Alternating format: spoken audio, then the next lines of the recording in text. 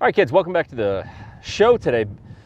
We're talking about things. We're talking about things. Stuff and things. Talking about suppressors today. Or silencers. I love. Or cans. I don't. You call them whatever you want. Yeah. I mean, the original patent said silencer, and people get all mad when you call them silencers. Like, that's not a silencer. The original patent for the first ever suppressor by our godfather Maxim said silencer. So therefore, it is a correct term. You can actually put muffler on your Form 4 and it will go through. Oh, really? Yes, That's you hilarious. can. Yep.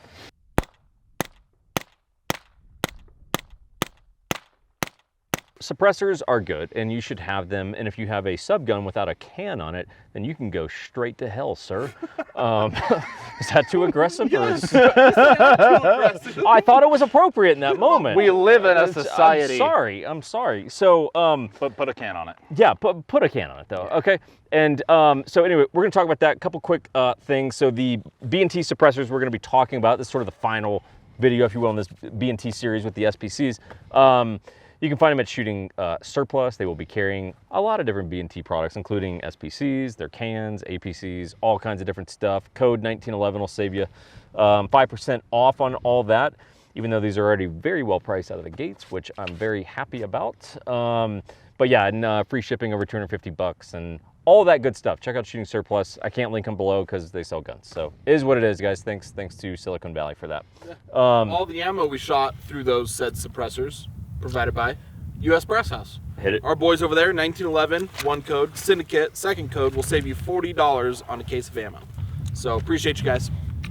So I'll hit you with a little fun fact that you know, but a lot of people don't know, which is that B&T is actually the biggest suppressor company in the world. The whole world. In terms of how much they make. B&T is the biggest silencer manufacturer on the planet. Huh. Yeah.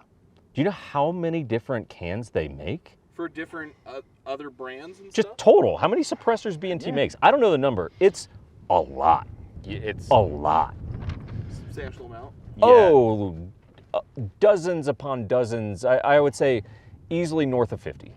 Really? Yes. Yes, yeah. Okay. I covered this at SHOT Show, and they had a AK-103 specific silencer, and I was like, what?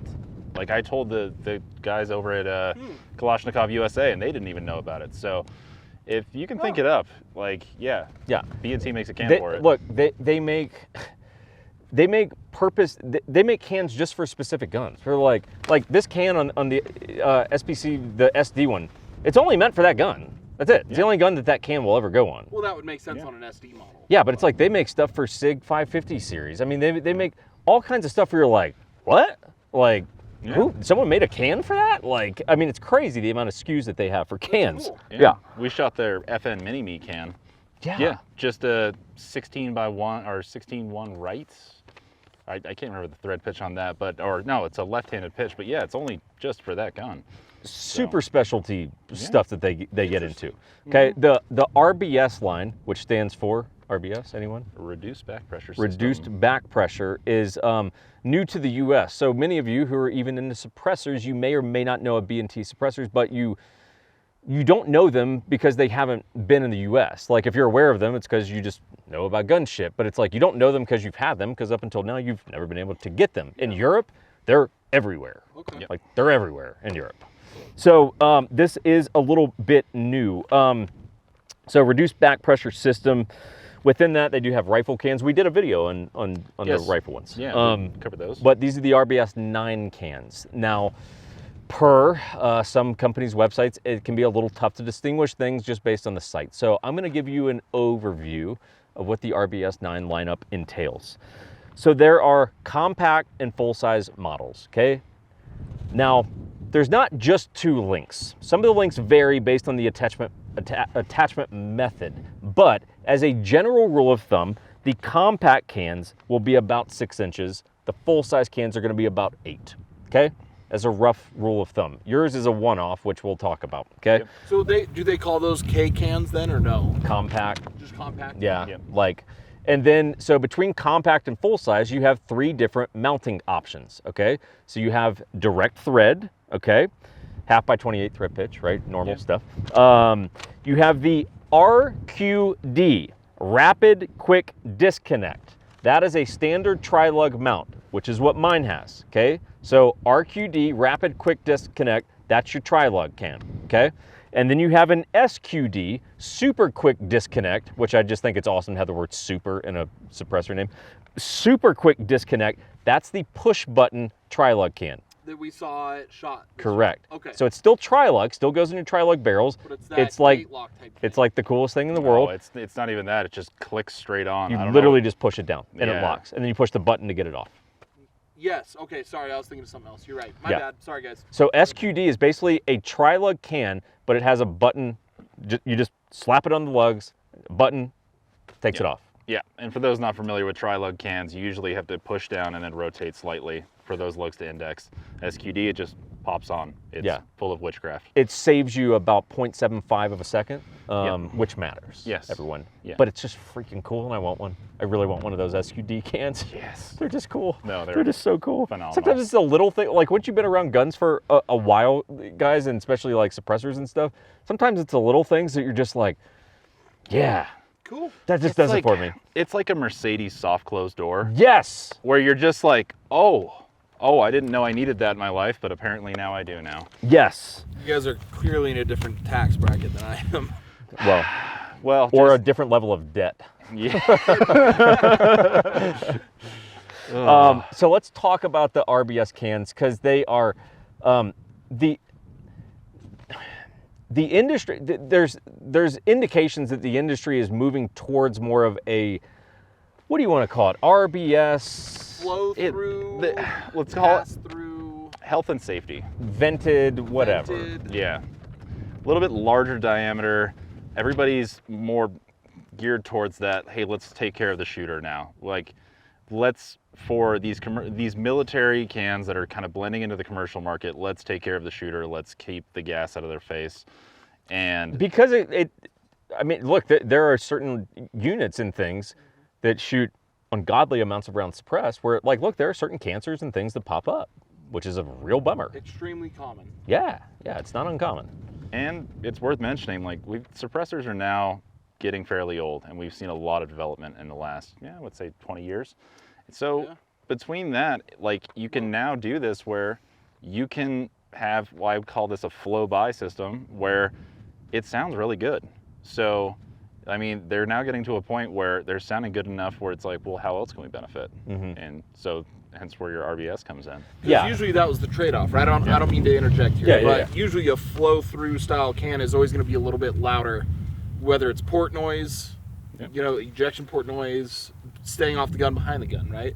But if technology is coming to a point where we can reduce back pressure into the shooter's face, which is less cancerous stuff, yada, yada, yada, and still reduce that sound a little bit, like, dude, that's a leap forward in technology. Yeah, it's a winning And combination. it looks like B&T has kind of really met that line right there. Yeah. Am I wrong on this? No, I don't think you're. Okay. It's that, and it's wear and tear on the shooter and wear and tear on the gun. Yeah. Bingo, because that's number 2 right there. Yep. Yeah. The gun health, Less beat up on the gun, obviously. tuning, Yep. Yeah. all of that.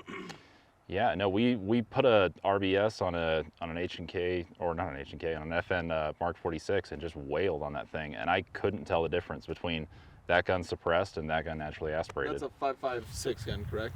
Yep. Yeah, Yep. belt fed. Yep. Yep. So they advertise. So B&T advertises, and I have no reason not to take their word for it, but that you get a 4% increase in cyclic rate. That's above my pay grade to measure that. Just 4%? Yeah. Yeah. Well, that's what they state. Again, I'm not a scientist. I Yeah. can't validate that one way or another, but it's like that's what's That's quoted. impressive. Yeah. We couldn't detect a difference. No. And we ran On the rifle one. Yeah, Couldn't spot it. on the. I couldn't. I tried it on the belt fed. I've tried it on an M16. I've tried it on various hosts. I can't detect the difference. Very so, cool. yeah, I haven't measured it, but I mean, I'd say it's well within that 4%. Can I ask a question if you guys know? What is in their can geometrically or whatever that makes it a pass-through, flow-through can? Yeah. So inside the silencer, there are actually traditional style baffles. Now, what makes this a little different is now you have these little, I would call them flow-by chambers around the outside. So instead of forcing all those gas through those baffles, that gas now, if you have too much of it, instead of it, kind of recirculating around in that blast baffle, it now has this escape valve around the outside. So it reduces back pressure and it also reduces wear on the can. And so, And the gun. yes, and the gun. So it's an interesting hybrid design where it's not completely abandoning your old traditional baffle design. It's just improving on it slightly. Okay, cool. And then you're seeing the diameter pick up ever so slightly from the traditional cans. And I got to admit, I like that. Aesthetically, it looks great. It looks like really that. good. Yeah. A chunky can where it kind of blends in with the barrel or blends in with your handguard. Yeah. I it's think it good looks stuff. great. Like that thick boy, like where you're just like, on a sub gun, that looks cool as shit. Yeah. That looks cool. And on, you know, with my other job too, like some people have been like, well, how are you gonna maybe keep unbiased, right? Chris works for CGS. Yeah, I work for CGS Suppressors. If people don't know that by now, I it's guess not- I should have said that. Yeah, it's not a giant. No, it's secret, not. I but just, we'll clarify. Yeah. And so that was kind of a concern of ours. One, I just like cool gun shit. Okay. Two, I've been a fan of B&T well before CGS, right? Three, the cans perform very well. Yeah. Yeah. They perform well. I'm Yeah. like, if anyone would say any different, I'm sorry. Like you're being a hater. Well, unfortunately, there's a lot of, look, there's some companies out there that they just go into douche mode, but there's a lot of cool companies where they're like, look, I know multiple people who own suppressor companies who, you know what they own? A lot of different suppressor company suppressors. Yeah.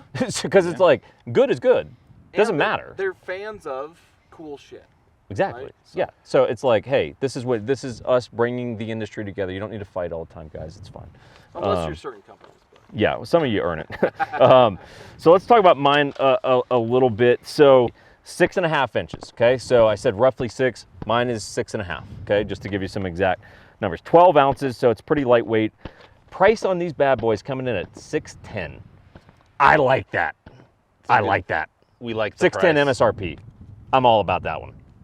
We like the price. Great That's price. a very good price. Great price. Great price. From a very reputable company. Yes, yes.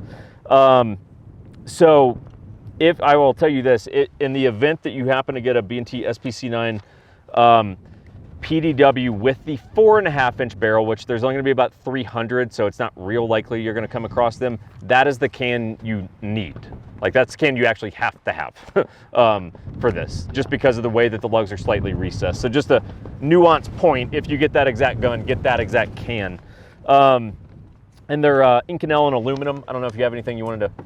Yeah, can you? You're do you more know into the that shit breakdown than me. of The materials. Yeah, so the stack itself is all going to be Inconel. It's going to be your mounts that are going to be the aluminum parts. So everything that's going to be subjected to actual gases and other particulate that's going through there is going to be subject to that Inconel. Blast chamber inside here, like this first quarter, is it all Inconel. aluminum also? Yeah. Sorry. No, the So- blast shield is Inconel. That's the tough shit. Yeah. So sorry. Yeah, I'm thinking the rifle cans. Let me correct myself. So the Inconel section is going to be the blast chamber, and then that's going to transition into the aluminum section. Yeah. Okay. So But baffles are Inconel. blast baffle is Inconel. Other baffles are aluminum after that. I believe that's right. Yeah. Okay. Yeah, cool. that's my Pretty sure that's right. I Yeah. was gonna say I don't know how they've shaved that much weight because Inconel can. It's a be little heavy. Yeah, Yeah, I it's think it's just the blast area that's the Inconel. Okay. Yeah. It's a The very nice can. The weight of it and everything is nice. yep. Yeah. Yeah. Nicely done. Sorry, I didn't mean to interrupt. No, you're good. no. Well, that's what we're here to do. Talk about cans. Let's talk about yours a little bit. Yours is obviously kind of a one-off. So. Yeah, so this is it's not going to be a kit, but it's going to come with the can for the gun. So the can isn't a numbers matching can, but the can comes with the gun. You could shoot it without the can, you wouldn't want to. The section just forward of the chamber. So all the way underneath the handguard here, and it has a long set of very, very fine threads. So Yeah. that long neck there, it becomes your expansion chamber, and then you deviate into your traditional baffles there at the end. Okay. These baffles still have cutouts in the exterior for that flow through too. Yeah, and Cool. if you see that vented portion at the front, that's kind of what I was talking about. That escape. Oh yeah, you're right. Okay. Yeah. It always feels weird, like looking. It just is like force of habit. But once you I understand now. Okay. Yeah. And you would not think, given the size of that thing, it's going to do a whole lot. And the combination of that can on that SD sounds impressive. fantastic. Is there a taper at the bottom part of the barrel with this threads in? Because you had to put a little elbow grease to get that off. It's just getting a little dirty taking it on and off today. The guns today, I think Jake lubed his a little bit. I didn't lube mine at all. So uncomfortable when Such an uncomfortable statement. He looked you right in the face and was like, "I think you lubed it." Yeah. But I don't know. So And you got this grin when you said it. It's uncomfortable. Look, I just went in dry. So either way, the guns ran fine, and I mean, this just needs a little bit of love, a little bit of carb cleaner or powder blast, whatever we want to use. I don't think so. I just thought like, hey, if they added a taper, that's great. I don't know if it's tapered. I mean, None I'd of have these to have think. really walked off today. No. Which some people might have questions about, like, did it walk off? Now, the caveat to yours. Yeah, it's just- unique. It's unique with the way that it's set up, right? But Yeah. yours didn't necessarily walk off. It's just No, the setup. I would have that much occasionally, like a eighth of a rotation that I just needed to just, hey, tighten her down.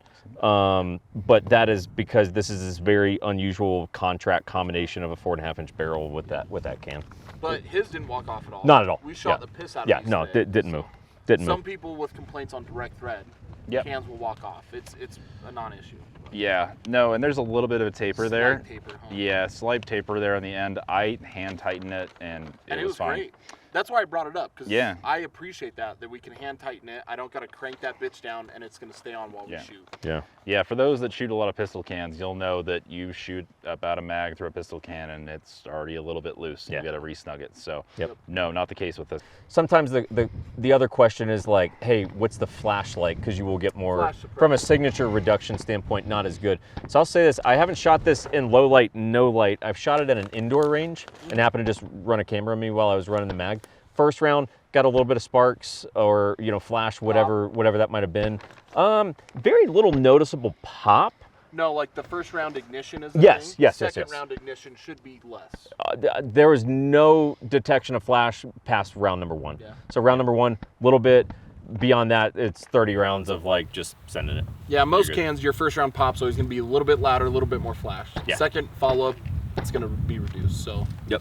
I didn't notice anything out here from angles or anything, because even on some cans in daytime brightness, you can see a little flash here. Sure. Yeah. Nothing with these. No. I think in terms of what cans are going to appeal to the most people, I think that size, but with the SQD, the push Yes. button. This Yep. with the push button, I think that's going to be the winner for a lot of people. Because really, you don't need it to be longer than this. No. You don't Still need to go to 600? 8 inches. 610. Yeah. Yeah. Yeah. It's a fantastic price point. Yeah, you It's a see, good price on yeah. can, man. And their rifle cans are like right sub 1,000 too, which is impressive. That's impressive. Yeah. Yeah, I mean, that's about all I've got. I mean, I would say this. I think that B&T finally getting to the U.S. market is good for the consumer. Yes. Anytime, we've all got multiple friends inside of the suppressor industry and companies and everything Yep. like that. But it's like, look, if you look at it purely from a consumer standpoint, competition is good and it makes people get better, Well, we like the options, right? Like, hey, I want to suppress this thing. Hey, currently there's 4 of the biggest manufacturers making a can to suppress this something. Yeah. Right? Dude, what's wrong with more options? Yeah. And it drives innovation and competition, right? So, Yep. like, it's a win-win-win all around. And from a company like B&T, come on now. Yeah. Yeah, it's a win. Like, this is good for the American market. Yep. Like, we're all going to benefit from this being around. There's, I don't know if it's open. I thought I heard them mention it at SHOT Show, but they're opening several manufacturing plants in the States as well, Yeah, should be down in which Florida. will up production, which is going to be awesome, up availability, and all the engineers still there are Swiss trained. So, like, They're actually that's some really cool stuff. they're actually bringing over identical tooling, Yep. and they're actually bringing over the same material that they So they use told in us. Switzerland. Yep. Yeah, so everything will be identical. Yep. Jake actually has a Swiss can on this right now that he will have to swap out for one that's made in America. Yep. But Maybe. it Unless they want to fight. and well, that would be the ATF and a few other Damn people. it, they win. Yes. Jake has a dog. He likes his dogs. So, but no, there's not like, there wasn't a can that I had in mind that I was like, man, I really wish it had this on this. Like, this was exactly what I wanted it to be. And these would be great on other guns. These were great on these guns, and they'll be great going forward. Yeah. More options. So pretty cool stuff, guys. If you find them, I think it probably gets a seal of approval from all of us. Yep. Yeah. So, yeah, it's a good can. Yeah. A-okay. So yeah, anything else to add? Good. Yeah. Rock and roll. I think All that's right. it. Thanks, guys. We'll Close see the show out. See you guys soon. you next- Yep. In 10 seconds or less, answer me this.